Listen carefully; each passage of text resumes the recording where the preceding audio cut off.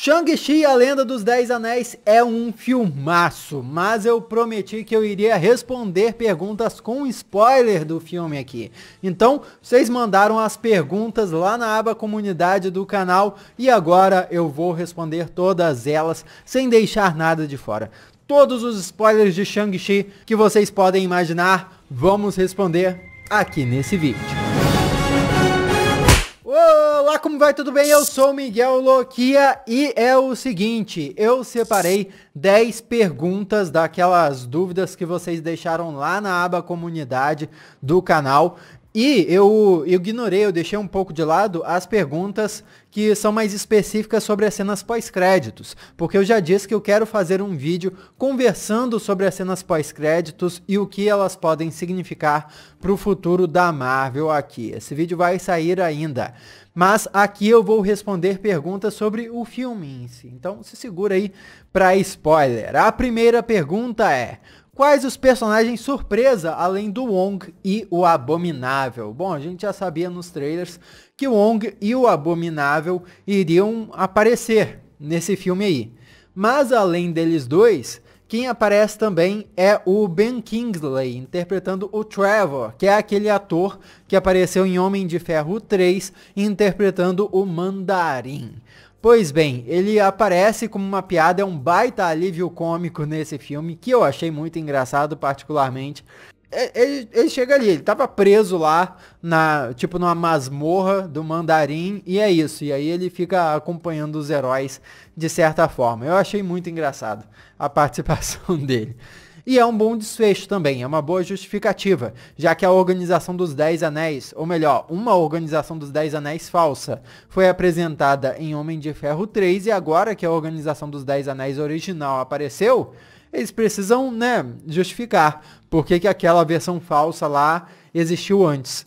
E quais foram as repercussões de alguém criar uma Organização dos 10 Anéis falsa para a Organização dos 10 Anéis verdadeira, que é a que tem o Mandarim, né? O pai do Shang-Chi. Aliás, que não é chamado de Mandarim no filme, é Wenwu. Ele até menciona que já foi chamado de Mandarim, ou melhor, ele já diz que criaram esse personagem de Mandarim e tal, mas o nome dele verdadeiro é Wenwu. Outra pergunta, fala da cena pós-créditos. Opa, vai ficar pro próximo vídeo. Ah, desculpa, faltam alguns personagens que apareceram e eu não mencionei. É porque eles apareceram só na cena pós-créditos. E é a Capitã Marvel da Carol Danvers e o Bruce Banner. Então, são participações especiais da cena pós-créditos, essa aí. E dos poderes dos anéis e de outras armas místicas. Uma pergunta, tem uma ligação com o Punho de Ferro? Então, primeiro, sobre as outras armas místicas, sabe, naquela vila oculta que aparece lá, todas as armas são feitas de escama de dragão. Então são tipo versões de armas comuns, só que mega poderosas. O bastão que o Shang-Chi aparece usando no trailer e tal, é um bastão sinistro e tal, que tem tipo um bastão especial. Não tem nenhum poder assim diferente, é só um bastão muito forte e mágico. Sobre os poderes dos 10 anéis, deu pra notar que tem um poder assim de... quem tá usando o anel pode lançar o anel pra longe, pode controlar os anéis. Então, pode lançar os anéis como se fossem projéteis, pode usar os anéis como se fosse uma espécie de corda, de amarra, assim, porque os anéis ficam conectados lá por uma eletricidade, e essa eletricidade pode conter alguma coisa, enfim. Os anéis são usados para várias coisas no filme, inclusive na batalha final. Mas a ideia principal que eu peguei é que é como se fosse uma extensão dos golpes de Kung Fu que o usuário está usando, sabe? Então você vai usar um soco. Esse soco vai ir para longe porque os anéis vão voar para longe. Tem alguma ligação com o Punho de Ferro? Felizmente não. Fico muito feliz para que não. Por quê? Agora eu acho que eu preciso explicar o motivo. Eu acho que o Punho de Ferro nos quadrinhos é um personagem bem divertido. Eu gosto do Punho de Ferro. Só que ele tem umas características que são problemáticas e eu não sei se a Marvel iria adaptar ele para os cinemas. Principalmente porque já teve a série lá da Netflix, né, que é recente. Então trazer aquele ator da Netflix de volta ou substituir aquele ator, será que fariam isso? E fora isso, a história do Punho de Ferro tem uma parada meio Tarzan, né? Tipo, ele chega num lugar onde os nativos, os moradores daquele lugar, estão praticando uma parada há milênios, mas quando chega o europeu ali, o caucasiano, ele toma conta, porque ele é o fodão, ele conquista os povos nativos. É uma parada meio colonialista mesmo, me foge os termos aqui, mas é um negócio meio estranho assim, tanto que a Marvel vem mudando um pouco isso. O próprio Shang-Chi é um personagem que teve a sua origem completamente mudada, transformada, para tirar um pouco dessa centralização num povo europeu e tal.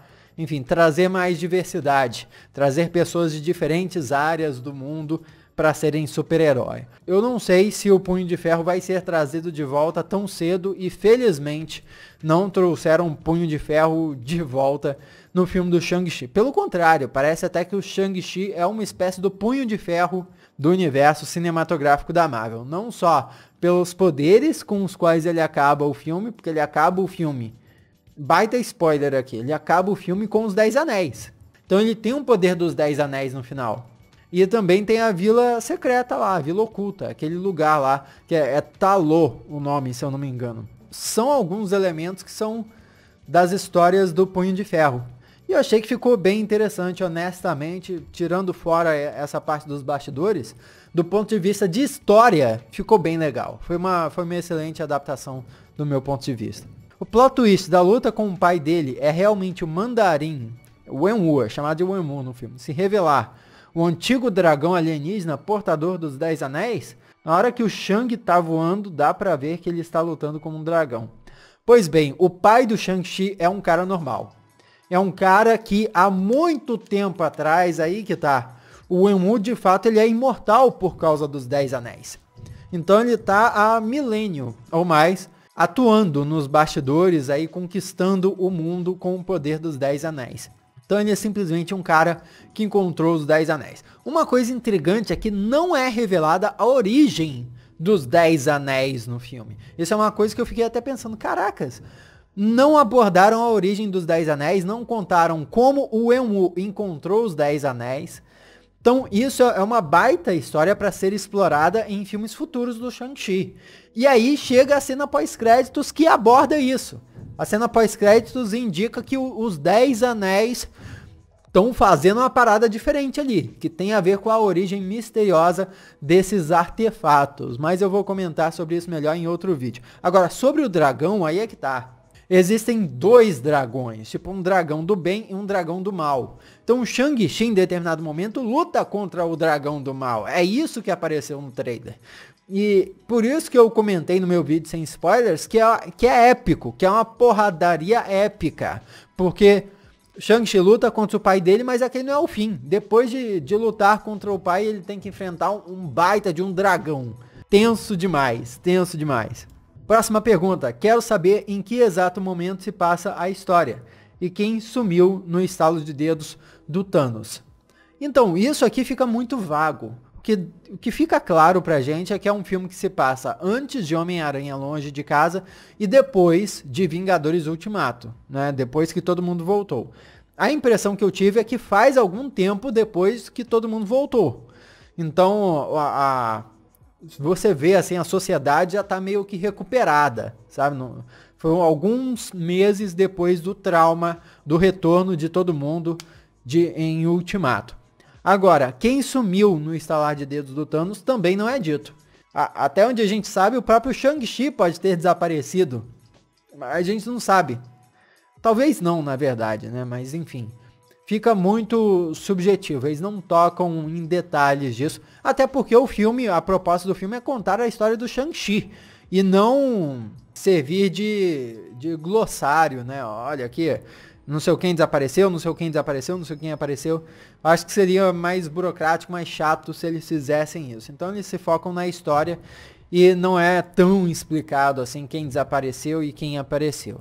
O peso do lado vilanesco é equilibrado? Olha aí, essa aí é interessante. Quero saber se os vilões têm uma boa relevância, um bom peso na história. Olha só.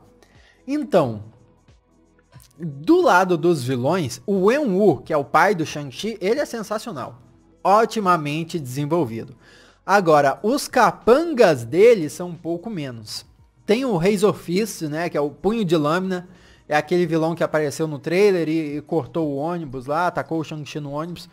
Ele tem um desenvolvimento um pouco maior, mas ele é meio alívio cômico, sabe? O cara grandão, durão, cuja história fica tirando sarro o tempo todo. Esse é ele, esse é o punho de lâmina. Até porque, pô, é um personagem bizarro, né? Um cara com punho de lâmina tinha que ser zoado. E aí tem um outro vilão que é o cara que treinou o Shang-Chi, é o Death Dealer. Ele não fala durante o filme inteiro, ele é mudo. E ele é zero desenvolvido, morre muito rápido, é uma pena, porque o visual dele é incrível. Do lado do Wenwu é mega bem desenvolvido, do lado dos outros vilões nem tanto assim. Próxima pergunta, vão dar algum foco na verdadeira história da relação dele com seu pai ou vai ser a versão Mickey Mouse? Como eu comentei no meu vídeo sem spoiler, é totalmente adaptada à história do Shang-Chi. Até porque o Shang-Chi, ele foi criado foi na década de 70? Acho que foi na década de 70. E era uma época que o Kung Fu estava em alta e tal, mas também existia muita xenofobia contra os chineses. Então, o próprio pai originalmente, né, o próprio pai do Shang-Chi nos quadrinhos era um vilão chinês chamado Fu Manchu, que nem era da Marvel, pra falar a verdade, por isso que a Marvel não usa mais o Fu Manchu. E era um personagem tipo um estereótipo chinês, malvado, vilanesco e tal, misterioso, que meio que foi superado. As pessoas não pensam mais nos chineses dessa forma, assim, como os vilões do planeta, enfim, tem várias questões aí políticas relacionadas à China em si, como nação e tal, mas o povo chinês, um chinês em si, não, é errado pensar discriminatoriamente em uma pessoa pela origem dela, todo mundo sabe disso. Então o Fu Manchu, como um personagem, um estereótipo a ser superado com o tempo, com a nossa conscientização sobre o respeito à diversidade, né, a pessoas diferentes, foi deixado de lado. Então é lógico que a origem do Fu Manchu foi adaptada pra caramba. Tanto que o pai dele é o Wenwu, que é uma versão do Mandarim dos quadrinhos, que é um personagem totalmente diferente, é um vilão do Homem de Ferro e tal. E como eu comentei no meu vídeo sem spoilers, acho que a adaptação foi excelente, foi muito bem feita. Tem quantas cenas pós-créditos? 2. Quem é o vilão? É o Wenwu, mas tem um vilãozão por trás, que é o tal dragão lá. Jack Chan aparece, nossa, eu adoraria que aparecesse, mas infelizmente não. Tem relação com o universo Marvel já? Total relação. Qual o contexto do Abominável no filme? Bom, o Abominável tá lutando lá naquela jaula, mas ele é amigo, é conhecido do Wong. Inclusive os dois vão embora juntos. Olha só que legal. Então o Abominável tá numa situação ali que ele não é um monstro fugitivo necessariamente do exército. Tá em aberto. A gente precisa descobrir o que vão fazer com o Abominável no futuro. Algum personagem do CM aparece, já contei.